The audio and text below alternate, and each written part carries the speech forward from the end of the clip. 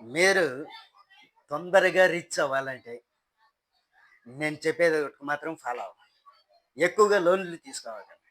మీకొచ్చే సాలరీని బట్టి, మీకొచ్చే ఆదాయాన్ని బట్టి మాత్రమే నడుస్తుంది. దానికి లోబడే ఉండాలి. ఎక్కువగా లోన్‌లు తీసుకోవకండి. క్రెడిట్ కార్డ్‌లు గాని వాడకండి.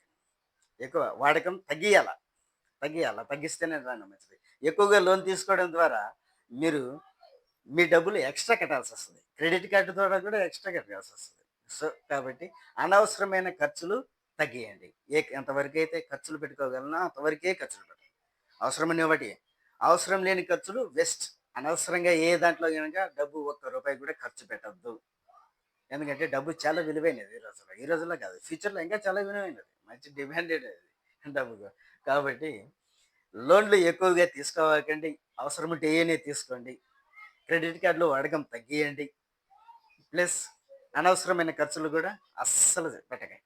అనవసరమైన ఖర్చులు పెట్టొద్దండి. ఇవి ఫాలో అవుతే గనుక మీరు తొందరగా రీచ్ అవుతారనమాట. ఓకే.